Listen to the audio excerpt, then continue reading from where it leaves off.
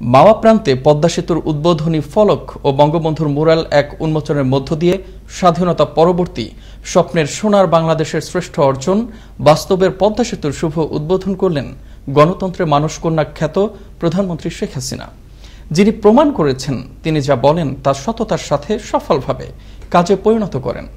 সকল জল্পনার অবসান ঘটিয়ে ২৫ জুন শনিবার দুপুর ১২টায় বহুল কাঙ্ক্ষিত বাঙালির গর্বের প্রতীক এ পদ্মা সেতুর উদ্বোধন করেন বঙ্গবন্ধু কন্যা প্রধানমন্ত্রী শেখ হাসিনা। সহকর্মী শকত সাগরের প্রতিবেদন।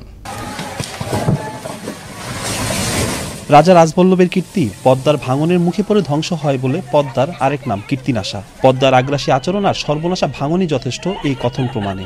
দুর্বল আর অপরিণত মাটির কারণে সবচেয়ে বেশি ভাঙনের শিকার হচ্ছে মাওয়া, শরীয়তপুর, চাঁদপুর ও মুন্সিগঞ্জ। রাজবাড়ী, কুষ্টিয়া সহ পদ্মাপাড়ের চরাঞ্চলও নিস্তার পায়নি পদ্মার আগ্রাসন থেকে। অজস্র প্রাণ, সেই সাথে স্বজনহারাদের কান্নার নোনা জল মিশে আছে এই খরস্রোতা পদ্মার জলে। তবে শেষ হতে চলেছে মানুষকে পদ্মায় স্বজনহারা হাজারো মানুষের আর্তনাদ। এখন আর কাউকে নৌপথে পাড়ি দিতে হবে না উত্তাল পদ্মা। অবশেষে শেষ হয়েছে অপেক্ষার প্রহর। প্রতিদিন পদ্মা পাড়ি দেওয়া লাখো মানুষের দীর্ঘদিনের দাবি স্বপ্নের পদ্মা সেতু উদ্বোধন করলেন প্রধানমন্ত্রী শেখ হাসিনা।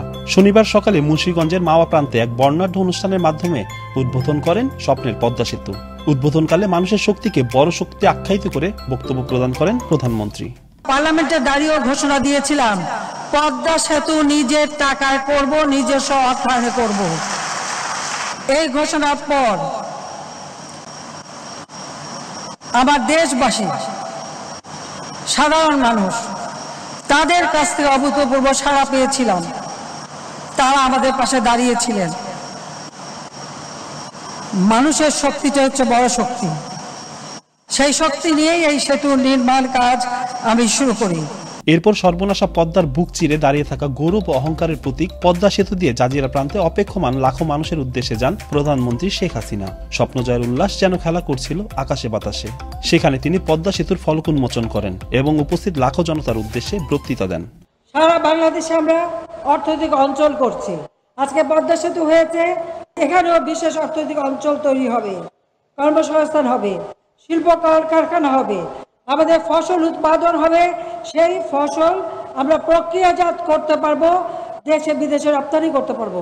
নানা জল্পনা কল্পনার অবসান ঘটিয়ে উদ্বোধন করা হলো পদ্মা সেতুর। এখন আর দুর্যোগপূর্ণ আবহাওয়ায় দুশ্চিন্তা নিয়ে নদী পারাপার হতে হবে না কাউকেই। মানুষকে কেউ পদ্মায় হারাবে না আর কোনো মানুষের প্রাণ। কোনো মায়ের কোল খালি হবে না এই পদ্মা পাড়ি দিতে যেয়ে।